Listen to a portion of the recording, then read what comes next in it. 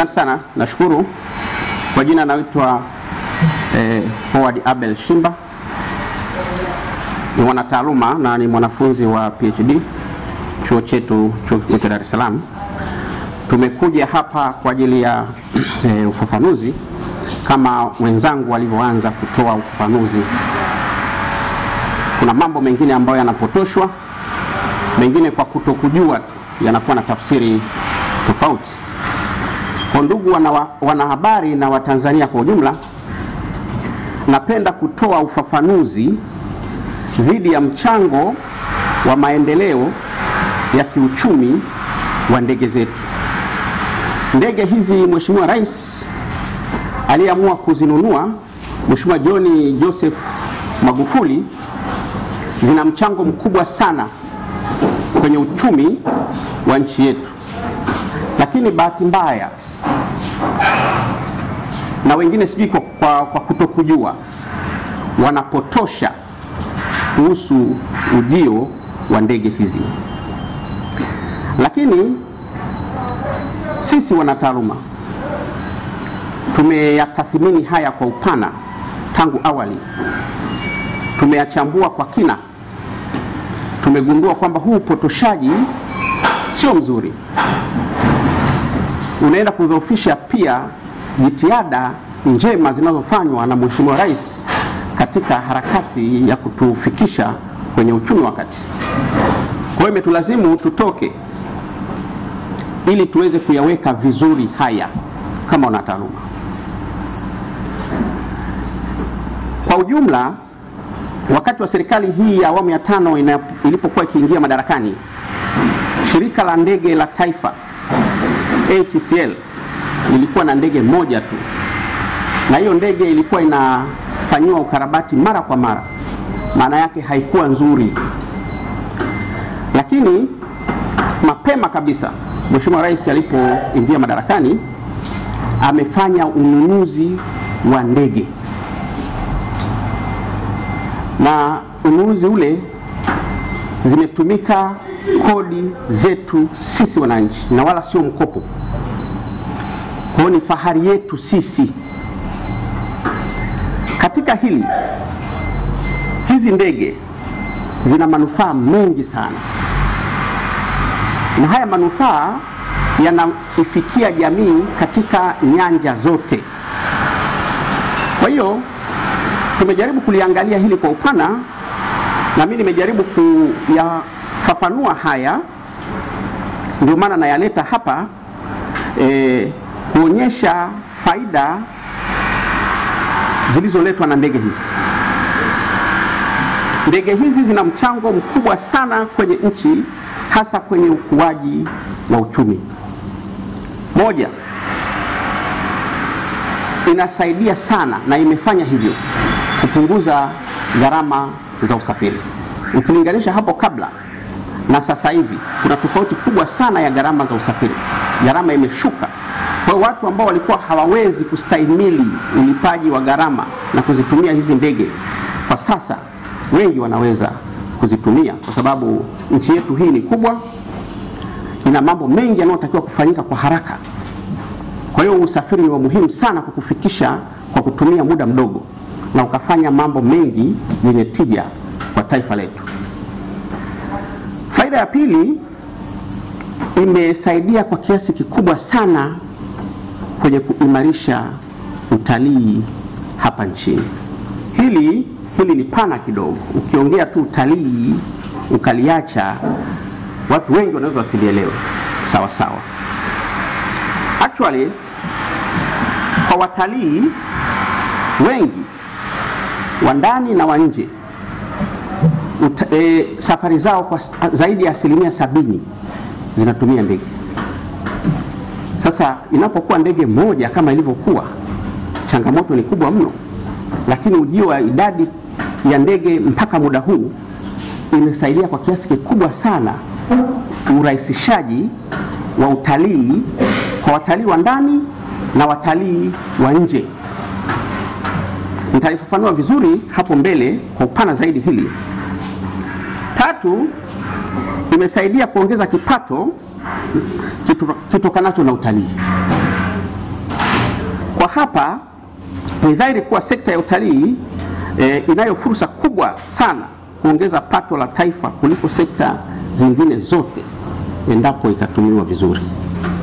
Kwa ujio wa hizi ndege umesaidia kwa kiasi kikubwa kuweka msukumo wa zoezi zima la utalii na shughuli zake kuwa nyepesi na kuendeshwa kwa kiwango kikubwa kwa manufaa mbalimbali ya jamii yetu. Nalo litakaa vizuri zaidi hapo mbele, nitaliweka sawa. Pia inasaidia watalii kutoka nje kuja nchini kwetu moja kwa moja. Kwa mtalii akitoka Amerika, akitoka Ulaya, akitoka Asia, anaweza kutoka moja kwa moja huko kufika nchini kwetu. Kwenye hili liko pana kidogo, na ndio maana kuna changamoto. Nchi jirani zinaonekana pengine mlima Kilimanjaro upo kwao, sio kwetu, na pengine manufaiko makubwa wanayapata wao, sio sisi, kwa sababu zifuatazo. Kama hao watalii wakafikia nchini kwao, watatumia ndege zao,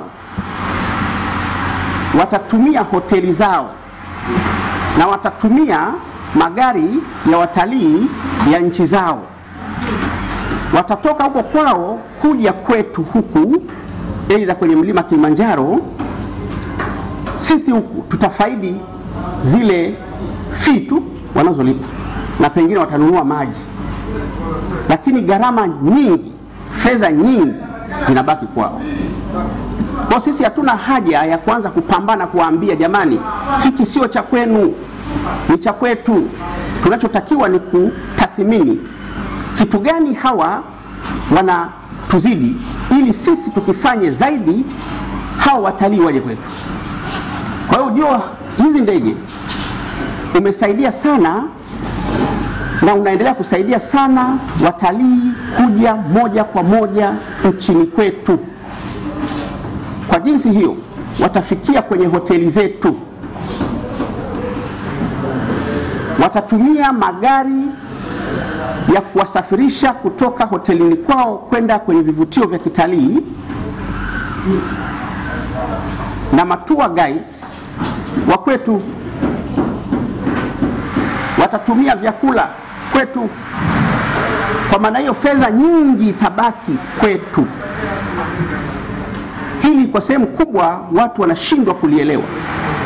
Hizi ndege ujio wake umekuja kutoa changamoto hii. Nyingine inasaidia uwepo wa ukarabati na ujenzi wa viwanja mbalimbali vya ndege. Kwa sasa viwanja mbalimbali vya ndege vinakarabatiwa.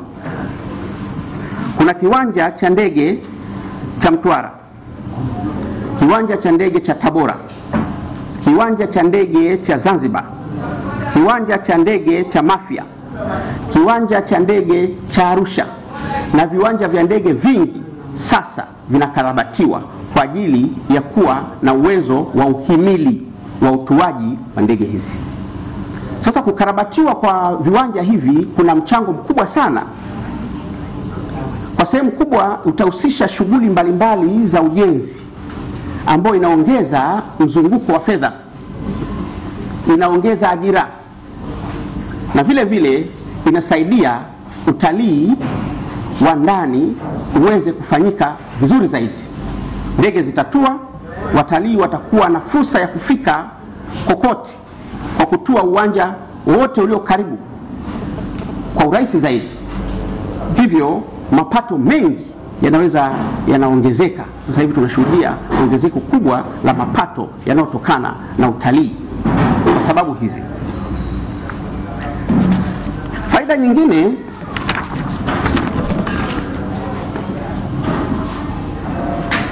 inasaidia sana msukumo wa uimarishaji wa ujenzi wa miundombinu mbalimbali.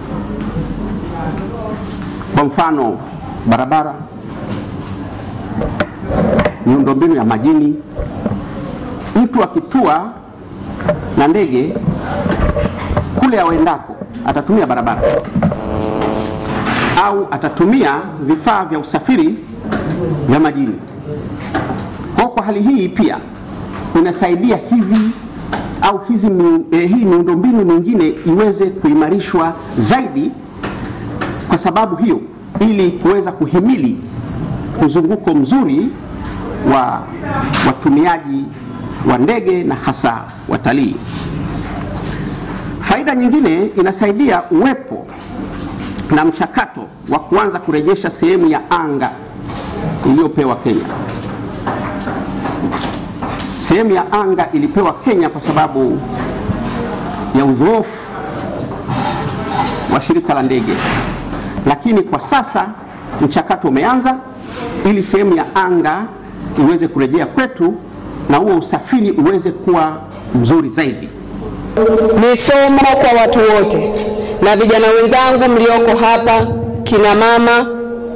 Dani ametupa somo kwamba katika maisha hutakiwi kukata tamaa.